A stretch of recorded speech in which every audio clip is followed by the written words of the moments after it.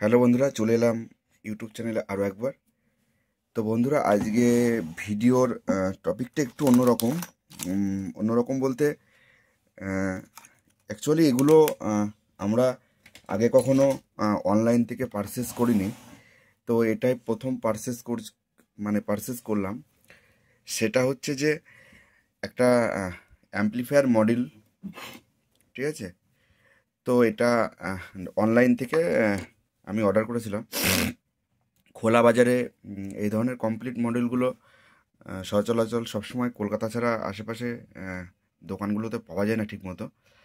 তো এই মডেলটা হচ্ছে এমভি কালেকশন বলে যে মানে একটা কোম্পানি আছে, হয়তো এরা প্রোডাক্টগুলো তৈরি করে।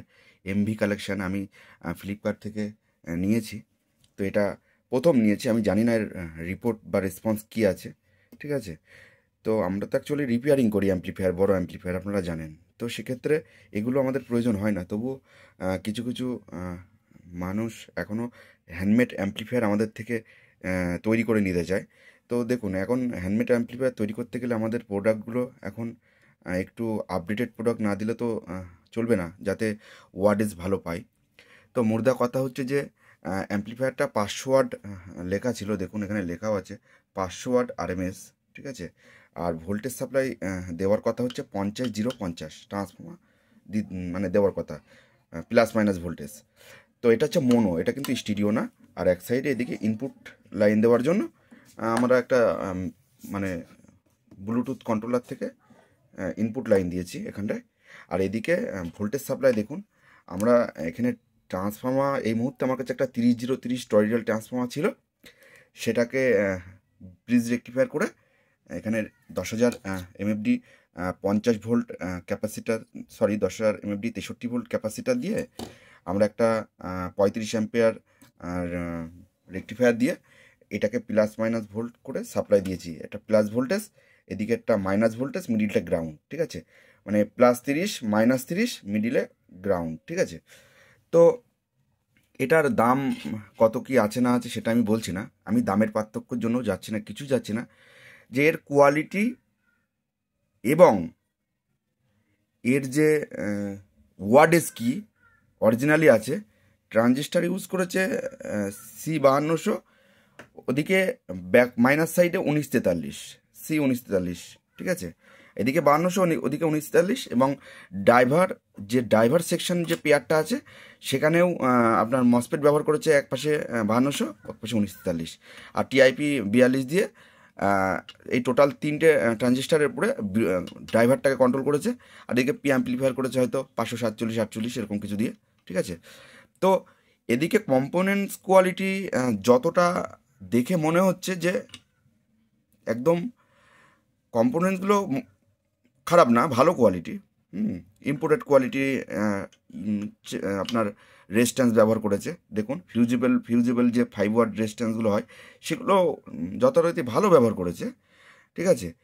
কিন্তু এটা এতটা শর্ট প্রসেসের পরে ড্রাইভারটা তৈরি করেছে যে এর আওয়াজটা আমার কাছে সেরকম সুটেবল লাগেনি।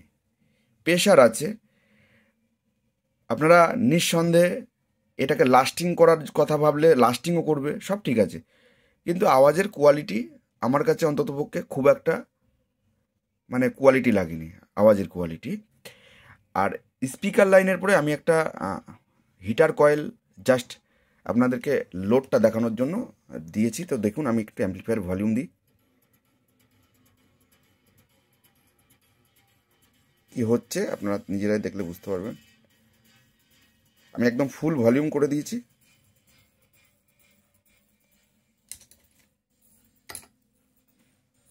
আপনারা দেখতে পাচ্ছেন যে হিটারের কয়েলটা পুরো লাল হয়ে গেছে, দেখুন ক্যামেরায় দেখতে পাবেন, পুরো লাল হয়ে গেছে, পুরো এটা শর্ট লাইন পুরো, ঠিক আছে। অলরেডি ধোঁয়া উঠছে, আমি আবার লেভেলটাকে কমিয়ে দিলাম, দেখুন লেভেল কমালে হিটারের কয়েল আবার ঠান্ডা হয়ে যাচ্ছে। আমি আবার যদি ভলিউম দিই এখান থেকে, ঠিক আছে, দেখুন আবার দিলে ওটা অটোমেটিক আবার লাল হচ্ছে, ঠিক আছে। দেখুন, এবার আমাদের মেন ব্যাপার হচ্ছে, ধরুন এটাতে 50-0-50 ট্রান্সফর্মার পর্যন্ত সাপোর্ট করবে, সেটা মানে ফ্যাক্ট না। আপনি ওয়ার্ডেজ পেলেন স্পিকারে, আপনারা ওয়ার্ডেজটা পাবেন, এটা আপনাদেরকে আমি রেকমেন্ড করতে পারি যে আপনারা ওয়ার্ডেজের দিক দিয়ে ভাববেন না, যে এটা 500 ওয়াট বলেছে, 500 ওয়াট না বেরোলেও 400 ওয়াট আরামসে বেরোচ্ছে। 400 ওয়াট মোনোতে, মানে এটা এক সাইড, এটা দুই সাইড না, এটা স্টিরিও না, ঠিক আছে, দুই সাইড অ্যাম্পলিফায়ার নয়, এটা এক সাইড, মানে সিঙ্গেল সাইড, এটা মোনো অ্যাম্পলিফায়ার। তো এটাতে ওরা 500 ওয়াট লিখেছে, তো এটাতে আপনারা 45-0-45, 50-0-50 অথবা 40-0-40 দিলেও, আমি তো 30-0-30 দিয়েছি, তার মানে হিটারটা এতটাই মানে স্ট্রং যা দেখাচ্ছে, তাতে আরও ট্রান্সফর্মার ভোল্টেজ অ্যাম্পিয়ার যদি আরও বাড়ে, তাহলে ওয়াটেজটা আপনারা ফাইনালি প্রায় 500-র কাছাকাছি আরএমএস পেয়ে যাবেন, ঠিক আছে, পুরোপুরি। কিন্তু বাট আওয়াজ কোয়ালিটিটা আমার কাছে, যে আওয়াজটা হয় না, আমি আওয়াজটা এখন কপিরাইটের জন্য বাজাচ্ছি না, কিন্তু আওয়াজটা আমার কাছে খুব একটা সুটেবল লাগেনি। মানে ভলিউম তুললে যে একটা গানের, এখানে বেস ট্রিবিলই খুব ভালো, স্ট্যান্ড কোয়ালিটির বেস ট্রিবিল দিয়েছি, যে বেস ট্রিবিল আমরা মার্কেট থেকে খোলা বাজারের বেস ট্রিবিল নয়, একদম চায়না ইম্পোর্টেড বেস ট্রিবিল দিয়েছি। তাদের গেন, বেস, টোন, মিড সব একদম হাই কোয়ালিটি। সেখান থেকে আউটপুট নিয়ে এসে যখন এখানে দিয়েছি, ঠিক আছে, তাহলে তো সাউন্ডের কোয়ালিটি অবশ্যই ভালো হওয়ার কথা, কারণ আমরা এই কন্ট্রোল দিয়ে অন্য অন্য অ্যাম্পলিফায়ার চেক করছি, তাতে দারুণ রেজাল্ট। তাহলে এই অ্যাম্পলিফায়ারে তো দিলে রেজাল্ট তো ভালো হওয়ারই কথা, অন্য কোনো প্রবলেম নেই। এদের যে ড্রাইভার সেকশন, এটা এতটাই শর্ট প্রসেস করেছে যাতে গান আপনি দুমদাম বাজাবেন ঠিকই, কিন্তু আওয়াজের কোয়ালিটি খুব একটা ভালো নেই, ঠিক আছে।